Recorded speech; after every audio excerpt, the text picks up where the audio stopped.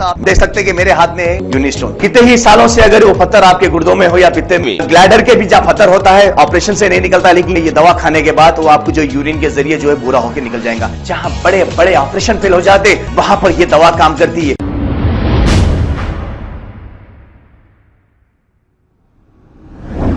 अस्सलाम वालेकुम नाजरीन, 7H न्यूज सच को रखे आपके आगे। नाजरीन, शेख सईद बावजीर के कत्ल के बाद जो साजिश करने वाले कातिलों को और कत्ल करने वाले को लेकर प्रेस मीट की गई, डीसीपी साउथ ईस्ट जोन ने एक प्रेस मीट की थी। हालांकि इस प्रेस मीट में कत्ल की साजिश करने वाले मौजूद नहीं थे।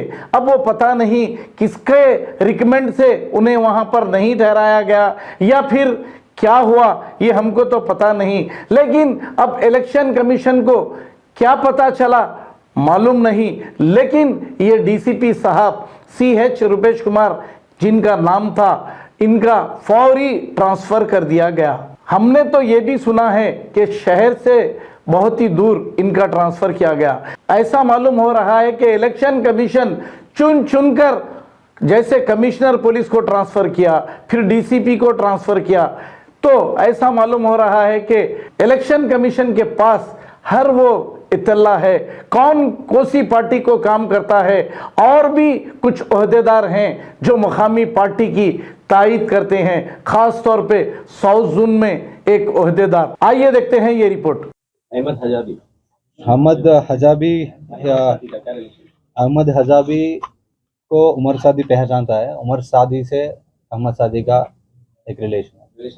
एक वीडियो वायरल हो रहा था कल से A1 का, इसके अंदर उसने पुलिस कस्टडी में रहते हुए वो वीडियो वायरल किया है, तो इसके ऊपर आप क्या करेंगे?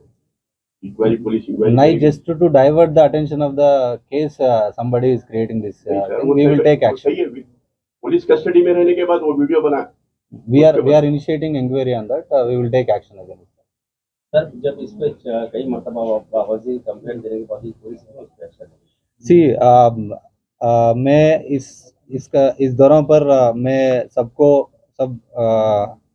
लोगों को ये क्लैरिफाई करना चाह रहा है कि बहुत सारे सोशल मीडिया में ऑडियो क्लिप वायरल हो रहा है कि पुलिस वाला एक्शन नहीं लिया बोल के। तो हमारे पास पूरा एविडेंस है।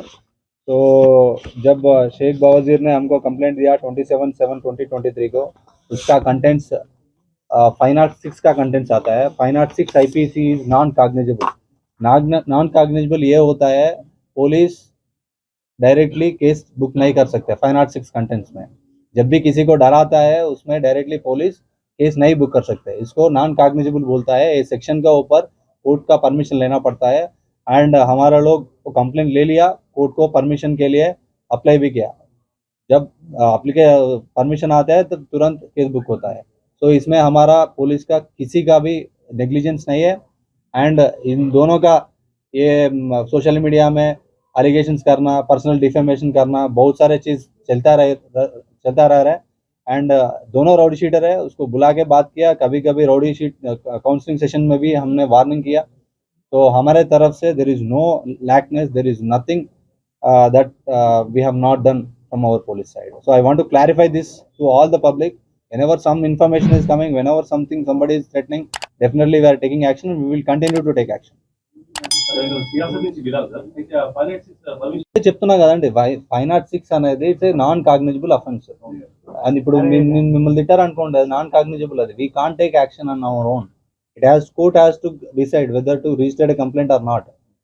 तो once the court gives the... आप देख सकते हैं कि मेरे हाथ में है यूनिस्टोन। कितने ही सालों से अगर वो पत्थर आपके गुर्दों में हो या पित्ते में, ग्लैडर के भी जहाँ पत्थर होता है ऑपरेशन से नहीं निकलता, लेकिन ये दवा खाने के बाद वो आपको जो यूरिन के जरिए जो है पूरा होकर निकल जाएगा। जहाँ बड़े बड़े ऑपरेशन फेल हो जाते वहां पर ये दवा काम करती है।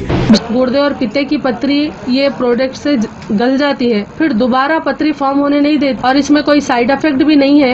R&S यूनानी pharmacy, first floor opposite Canara bank, Bahadurpura, X road, Hyderabad. खबर है शहर की, खबर है गाँव की, खबर है सारी दुनिया की। 7H न्यूज पसंद आए तो लाइक कीजिए, शेयर कीजिए और सब्सक्राइब करना ना भूलें। 7H news.